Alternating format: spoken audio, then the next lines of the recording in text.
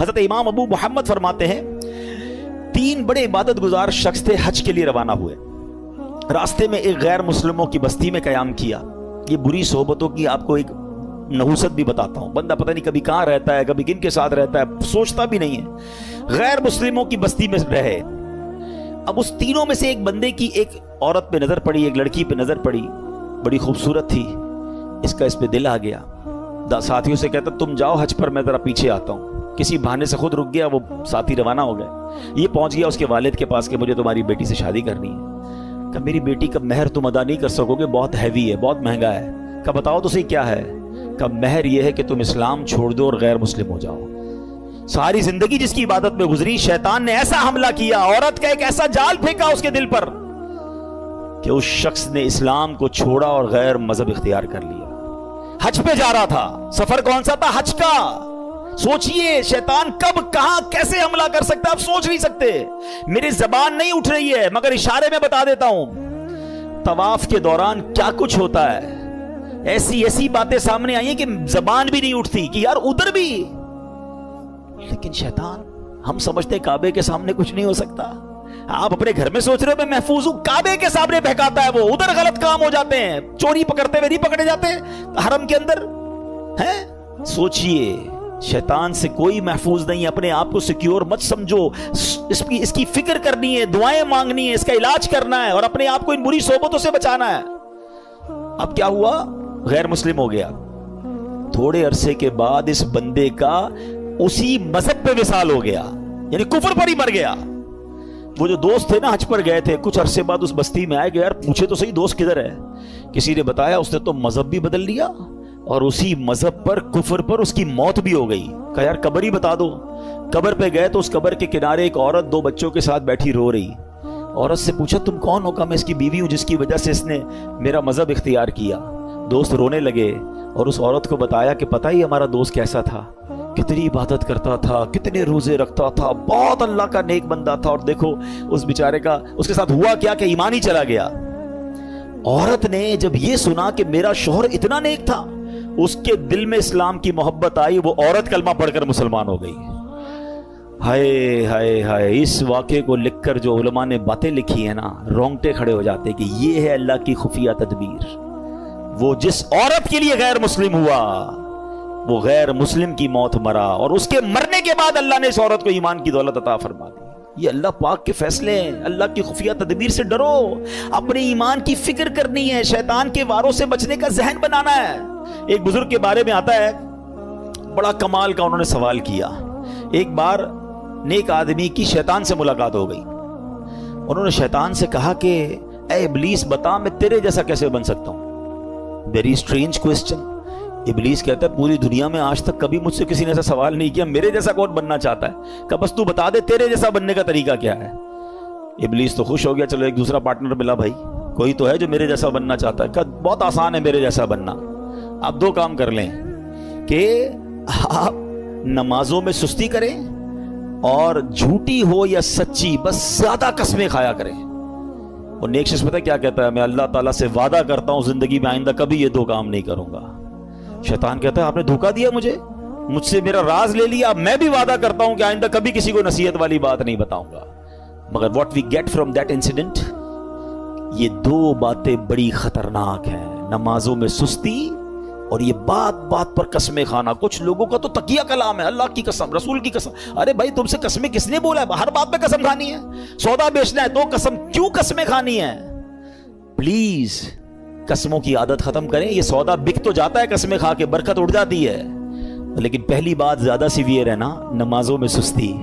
ہم زبان سے نہیں کہتے مگر ہم زبان حال سے پریکٹیکلی کیا میسج دے رہے ہوتے ہیں کہ اے شیطان جب تک تو بند تھا نا تب تک ہم اللہ کے بندے تھے، تب تک مسجدوں میں جاتے رہے، اب جب تیری باری ختم، اب تو چھوٹ کے آئے گا تو ہم اب تیری بات مانیں گے۔ کیا اس بار بھی ایسا پیغام دو گے؟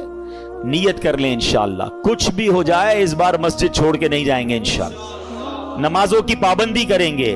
یہ شیطان کا وار ہے، وہ پہلے سست کرتا ہے نماز میں، یاد رکھیے گا، پہلے آپ کی جماعت جائے گی، ٹھیک ہے، اس کے بعد وہ کہے گا سنتیں پڑھنے کی کیا ضرورت ہے، نفل پڑھنے کی کیا ضرورت ہے۔ یہ بڑا مکار ہے۔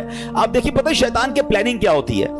اتنا مکار ہے کہ نمازی کو یہ نہیں بولے کہ نماز چھوڑ دے، پتہ یہ پکا ہے بھائی نمازی کہ جماعت چھوڑ دینا یار کوئی بات نہیں، گھر میں بھی تو ہو ہی جاتی ہے، پہلے جماعت چھوڑوائے گا، مسجد سے دور کر دیا، اب کہے گا یار اتنی بڑی نماز پڑھنے کی کیا ضرورت ہے، نفل تو چھوڑ دے، ڈائریکٹ نفل چھوٹیں گے، پھر کہے گا سنتیں چھوڑ دے، سنتیں چھوٹیں گی، اور آخر میں آپ کا فرض بھی چلا جائے گا۔ یہ آپ کے میرے حصار ہیں، یہ عبادتوں کے حصار ہیں، یہ آپ سمجھیے گا۔ آپ کے گھر میں باؤنڈری ہوتی ہے نا، میری نماز کا حصار کیا ہے، میرے فرض کا حصار ہے واجب، یہ سمجھ لیں باؤنڈری ہے۔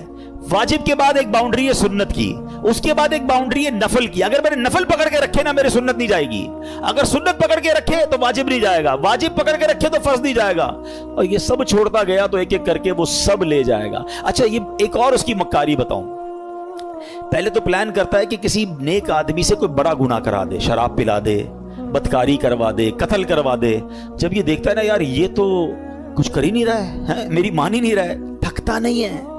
یاد رکھیے گا اتنا خطرناک اینیمی ہے، اس کو نیند نہیں آتی، ہمیں نیند آتی ہے، ہم اس کو دیکھ نہیں سکتے، وہ ہمیں دیکھ رہا ہے، بلکہ روایتوں میں آیا یہ ہمارے بلڈ میں، ہماری رگوں کے اندر چل رہا ہوتا ہے، اتنا خطرناک دشمن ہے، اور ہم سوئے ہوئے ہیں، ہمیں فکر ہی کوئی نہیں ہے۔ ایک نعرہ لگاتے ہیں شیطان کے خلاف جنگ جاری رہے گی، صرف نعرہ لگاتے ہیں، کمبل اوڑھ کے سو جاتے ہیں۔ او بھائی تیار بھی تو کرو اپنے آپ کو کہ کیسے جنگ لڑو گے، ٹھیک ہے؟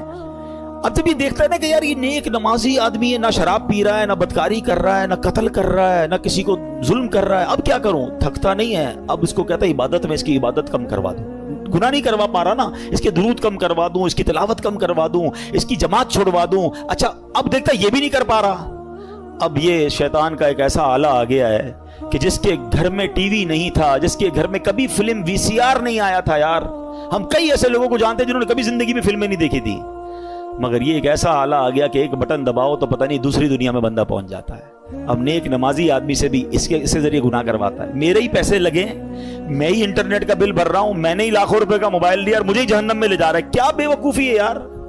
سوچئے یہ شیطان کے وار ہیں، یہ ساری روحانیت منٹوں میں برباد ہو جاتی ہے جب آپ اپنی آنکھیں حرام دیکھتی ہیں۔ اچھا پھر ایک اور کیا کرتا ہے کام، دیکھیں میں آپ کو کچھ شیطان کی چالیں بتا رہا ہوں۔ ایک اور پھر پتہ ہے کیا کرتا ہے کہ اگر آپ کسی نیکی میں بہت ساری نیکی کر ہی رہے ہیں، صدقہ بھی دے رہے ہیں، زکوٰۃ بھی دے رہے ہیں، خیرات بھی دے رہے ہیں، اب اس کا ایک اور وار یہ کہ یار نیکی تو کر لی اس نے، اب یہ کہتا ہے اس کی نیکی برباد کرواؤ۔ اب نیکی برباد کیسے ہو سکتی ہے بھائی، میں نے کر تو لی، نماز بھی پڑھ لی، روزہ بھی رکھ لیا، صدقہ بھی دے دیا، رسید بھی آ گئی، فطرہ بھی دے دیا، نہیں جناب، he have some weapons to destroy your all good deeds۔ اب کیسے، اب وہ بندے کو کہتا ہے اس کو لوگوں کو بتا، اب ریاکاری شروع کرے گا، ہیں میں ذرا لوگوں کو بتاؤں بھائی میں نے تو بڑی رات کو 5000 روپے خرچہ کیا، میں نے مہنگا والا فطرہ دیا ہے، میں جناب تہجد بھی پڑھتا ہوں، میں تو جناب قرآن 3 بار ختم کیا ہے، اب لوگوں کو بتانا شروع کریں گے۔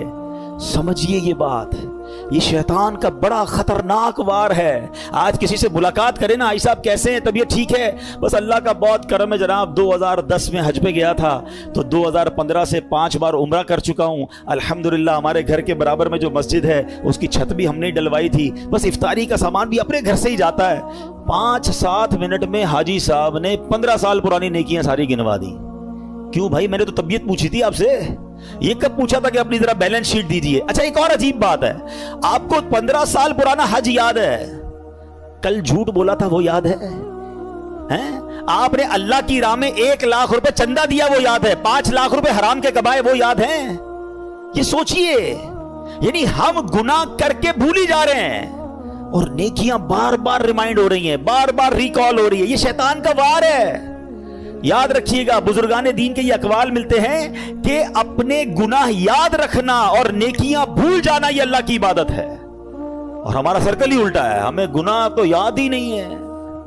یقین کریں 1 ہفتہ پرانا گناہ یاد نہیں ہوگا آپ کو اور مجھے، لیکن 25 سال پرانی بچپن کی نیکی بھی یاد ہوگی۔ کیوں؟